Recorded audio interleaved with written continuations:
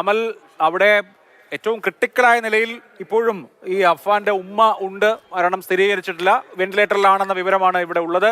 ഒപ്പം 2 മൃതദേഹങ്ങളും. എന്താണ് അമലിന് അവിടെ നിന്ന് ലഭ്യമാവുന്ന വിവരങ്ങൾ?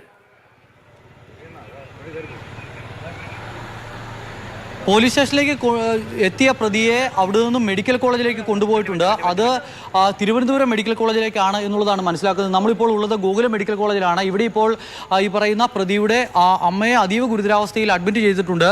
നേരത്തെ ചില അഭ്യൂഹങ്ങൾ ഉണ്ടായിരുന്നു, അമ്മയും ഉമ്മയും മരണപ്പെട്ടു എന്നുള്ള വിവരം. പക്ഷേ അതിന് ഒരു സ്ഥിരീകരണം നൽകാനാവുന്നില്ല. ആശുപത്രി അധികൃതരും മറ്റുമൊക്കെയായി നമുക്ക് സംസാരിക്കേണ്ടതുണ്ട്. നിലവിൽ എന്തായാലും ഇവിടെ ഉമ്മയെ അഡ്മിറ്റ് ചെയ്തിട്ടുണ്ട്. മറ്റ് മരണങ്ങളെല്ലാം സ്ഥിരീകരിച്ചു എന്നുള്ളത് തന്നെയാണ് ഇപ്പോൾ വ്യക്തമാക്കുന്നത്. 5 മരണം ഇപ്പോൾ നമുക്ക് സ്ഥിരീകരിക്കാൻ കഴിയുന്നുണ്ട്. അവരുടെ വീട്ടിൽ, ഈ പറയുന്ന പ്രതിയുടെ വീട്ടിൽ 3 പേരെയാണ് കണ്ടെത്തിയത്. അതിൽ 2 പേർ, ഒന്ന് പ്രതിയുടെ സഹോദരൻ, അതോടൊപ്പം തന്നെ പ്രതിയുടെ ഒരു പെൺസുഹൃത്ത്, 2 പേരുടെയും മരണം സ്ഥിരീകരിക്കപ്പെട്ടിരിക്കുന്നു. അതോടൊപ്പം തന്നെ പിന്നീട് സ്ഥിരീകരിക്കപ്പെട്ട 2 മരണം എന്ന് പറയുന്നത് ഒരു മുൻ സൈനികന്റെയും അതോടൊപ്പം തന്നെ ഭാര്യയുടെയുമാണ്. അതോടൊപ്പം ഈ പ്രതിയുടെ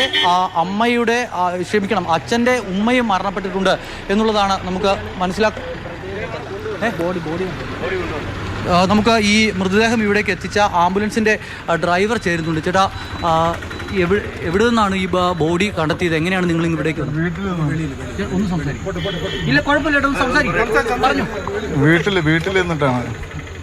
വീട്ടിൽ നിന്നിട്ടാണ് ഞാൻ എടുത്തത്. നിങ്ങൾ ചെന്നപ്പോൾ അവിടുത്തെ ഒരു അവസ്ഥ എന്തായിരുന്നു? ഞാൻ ചെല്ലുമ്പോഴത്തേക്ക് ഒരാളിനെ ഇറക്കി വണ്ടി കയറ്റി, രണ്ടാമത്തെ ആളിനെ കയറ്റുന്ന സമയം. ഇവിടെ ഇപ്പോൾ ആരൊക്കെയാ ഉള്ളത്? ഇവിടെ അമ്മയും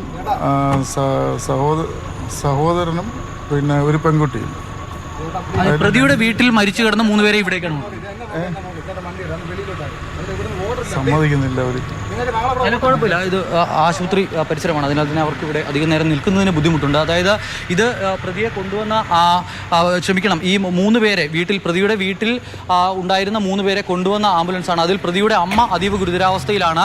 മറ്റ് 2 പേർ, ഒന്ന് പ്രതിയുടെ സഹോദരൻ, അതോടൊപ്പം തന്നെ പ്രതിയുടെ ഒരു പെൺസുഹൃത്ത്. ഈ 3 പേരെയും കൊണ്ടുവന്ന ആംബുലൻസാണ് ഇപ്പോൾ കടന്നുപോയത്. അതിലെ ഡ്രൈവറാണ് സംസാരിച്ചത്. ഇവിടെ നിന്ന് സംസാരിക്കുന്നതിന് കുറച്ച് ബുദ്ധിമുട്ടുണ്ട്. ഇത് കാഷ്വാലിറ്റിയുടെ പരിസരമാണ്, അതിനാൽ തന്നെ വാഹനം അധികം നേരം ഇവിടെ നിർത്തിയിടാൻ പറ്റുന്നില്ല. അതിനാൽ തന്നെ ആ വാഹനം അങ്ങ് കടന്നുപോയി. ആ ഡ്രൈവറാണ് ഇപ്പോൾ നമ്മളോട് സംസാരിച്ചത്. അവരെ 3 പേരെയും ഇവിടേക്ക് കൊണ്ടുവന്നിട്ടുണ്ട്. എന്നാൽ പ്രതിയെ കൊണ്ടുവന്നത് തിരുവനന്തപുരം മെഡിക്കൽ കോളേജിലേക്കാണ് എന്നുള്ളതാണ് ഈ ആശുപത്രി അധികൃതരോട് ഇവിടെ നിന്ന് സംസാരിക്കുമ്പോൾ ഇവിടുത്തെ സെക്യൂരിറ്റിക്കാരും മറ്റുമൊക്കെ നമ്മളോട് ഇപ്പോൾ വ്യക്തമാക്കുന്നത്. എന്തായാലും നാടിനെ തന്നെ ഞെട്ടിച്ച ഒരു കൊലപാതകമാണ്. അത് ഒരാളുടേതല്ല, ഇപ്പോൾ തന്നെ 5 പേരുടെ മരണം സ്ഥിരീകരിച്ചിരിക്കുന്നു. ഇനിയിപ്പോൾ ഉമ്മയുടെ നിലയിൽ മാത്രമാണ് ഒരു പ്രതീക്ഷയുള്ളത്. പക്ഷേ അതുപോലും ഇപ്പോൾ ഇവിടെ പറഞ്ഞു കേൾക്കുന്നത് അവരുടെ നാട്ടുകാരും മറ്റുമൊക്കെ ഇവിടെയുണ്ട്. അവരോട് സംസാരിക്കുമ്പോൾ പറയുന്നത് അവരും മരണപ്പെട്ടു എന്നുള്ള തരത്തിലാണ് പറയുന്നത്. പക്ഷേ അതിലൊരു സ്ഥിരീകരണം ഇതുവരെയും ആശുപത്രി അധികൃതരുടെ ഭാഗത്തു നിന്നും ലഭ്യമാകുന്നില്ല.